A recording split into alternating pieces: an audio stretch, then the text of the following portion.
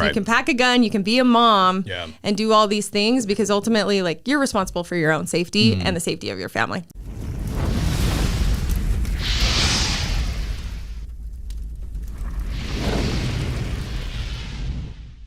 Well, what has it been like for you, right? Coming Yeah. into the gun industry as a woman, right? You know, like promoting, you know, the Second Amendment. I'm sure that comes with a lot of hate too, right? So much. Talk to me about that. Yeah, we get limited a lot, but it's great to see the change. So in 2020, there were more women who got their concealed carry permit than men. And it was the biggest year for concealed carry permits. Yeah. That's awesome. Yeah. I didn't know that. And the amount of women that bought guns that year as well, it was outstanding. So it's slowly becoming a more common thing for women. And it's fun to see women come in and realize, like, oh, this is like the ultimate equalizer. Yes. That's the best way to describe it. Yeah. So it also gives these women a new sense of confidence, which they don't usually have. So it's been fun to be a part of that movement and show women, like, hey, you can still, like, dress how you want to dress. Right. You can pack a gun. You can be a mom and do all these things because ultimately, like, you're responsible for your own safety and the safety of your family. And that's what it comes down to. And I think a lot of people are starting to realize that, especially in the last coming years or the last few years, that it's on us. Yeah. So, well, I mean, there's no question that there's a massive failure in this country and honestly in the world of men who lack, you know, honestly, there's a massive failure of men, right? Yeah. Men who will not accept responsibility, men who will not stand up, men who are not willing to be strong and to be protectors, right? Right. Which, you know, shame on those fuckers, right? Like, seriously, like that's a massive problem that needs to be addressed. But at the same time, it leaves the women to stand up, right? Yeah. It leaves the women to be the one you're going to have to step up. You're going to have to, you know, be the one who actually is the protector, right? And when it comes to guns, you know, in all reality, when the Second Amendment is in play, like when you look at the purpose of the Second Amendment, it's probably just as important, if not more important, for women to have guns because you talk about the Great Equalizer, right? Oh, yeah. We're talking about mama bear, you know, like want to protect your family, protect your kids. It is just as, if not more important, for the women to be armed and ready to protect what's theirs than men, right? Because I think if you look at it, most of the time your children are with mom. Exactly. Right? Like half of my day, I don't see Neal. He's not with me. Right. So it is up to me. Like I can't depend on him all the time. If he's there, I don't have to worry about a thing. But it is our responsibility as women and moms to protect ourselves. And that's the easiest way to do it. Yeah. So you grew up here in Utah, right? Yeah, I did. So let me ask you, are you LDS? I grew up LDS. Okay. Not currently, but yes, I grew up LDS. I can say the same thing, right? Yeah, right? So I was talking to somebody that because I think we obviously we're on the same page there with, like, I grew up LDS, right? I served a mission, you know, and I was actually talking to Brad Lee about it, and he goes, "Are you Mormon?" I go, "I was raised Mormon." He goes, "Why does everyone who's born, like, say raised Mormon, right?" Right. But you grew up here in Utah, right? Obviously, you know, like, let's say it, right? You're not active in the church, right? Neither am I, right? How has that been for you?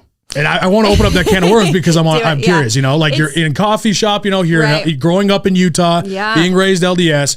I want to pick your brain about that. Utah's a weird community. It is very. And I think we always say that, like, we were raised LDS because it was a huge part of our lives for a long time, right?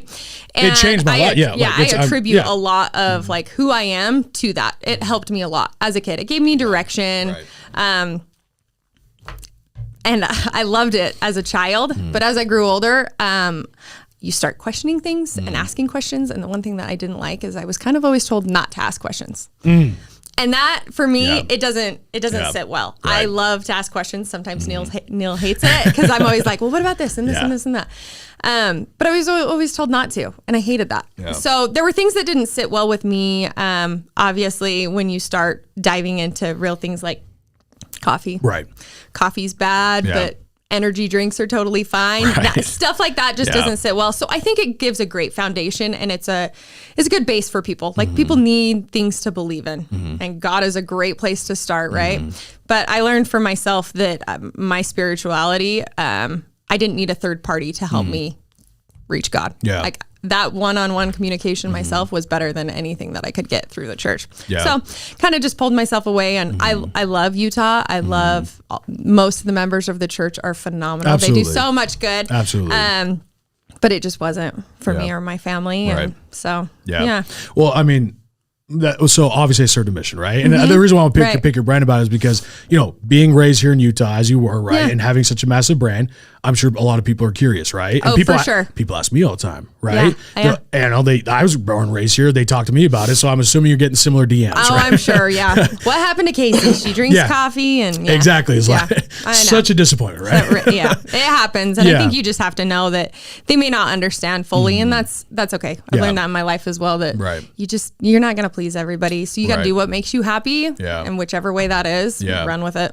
Well, for me, I mean, one of the biggest things, obviously, serving a mission, like one of the things I saw over and over again was actually from the word of wisdom, right? And one of the things that, I think I actually was talking to Neal about this, but is it's okay to be 400 plus pounds. Oh, right. Yeah, absolutely. That's fine. Right. But you can't have coffee, right? Right. And then on my mission, I would see people who were denied, wouldn't get baptized or whatever, become part of the church because they drank tea. And in Texas, right, tea's a big thing, right? Oh, yeah. Tea has so many health benefits. Yeah. Like, oh my goodness. Right. And so when it comes to tea, it's like, okay, and so like there's these disbalances there. But then also in certain places, like when it comes to weed, right? If you're in Colorado and you smoke weed, well, now it's legal in Colorado. So you can still have a temple recommend in Colorado if you smoke weed because it's legal. But if you're in Utah, you can't, right? Yeah. And so, and like, here's another thing with my tattoo. This was honestly one of the scariest things I ever done, right? Yeah. Because you're wearing that on your sleeve. Oh, yeah, literally. So everybody sees it. But what's funny is in the temple recommend questions when people, when they ask you the questions of if you're worthy to go to temple, this is not in there. So actually what's funny is we actually think like this is the black mark of like, oh, you're not active, right? Which, okay, I get where people are saying, Gordon B. Hinckley said don't do it. But at the same time, the culture of basically what I'll get to is the culture of the church has developed into such a rule-based system. That it's gone so far away from following Christ and what that's about, because that is what changed my life, right? For sure. And that relationship with God. Yes, like that's what it's about. And so the reason why I ask you that is because you're raised in Utah, so I'm assuming you've received some form of hate in some way with that. Yeah, absolutely. Okay. I think you have to understand too that it's raised by imperfect men. Or sorry.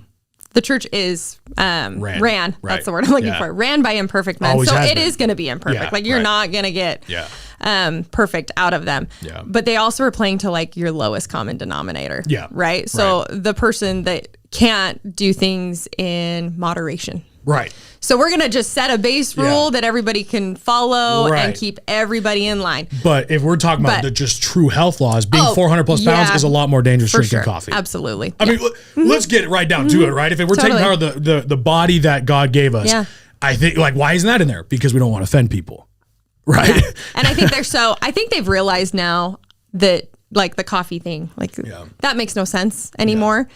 But they've stuck with it so long. I don't know that they can ever go back on that. So it's kind of funny. But that's one of the reasons that I kind of just have started doing my own thing, and it works great for me and my family. And obviously living here in Utah, that is the prominent culture. Yeah. However, it is changing drastically. It is. It is. And so it's kind of great to see a more dynamic state. But for the most part, I've gotten really good at like tuning people out. Like I know my unit, I know my group, and this is all that I care about. Anybody else can either jump on board and have fun, or you can go do your own thing. And we'll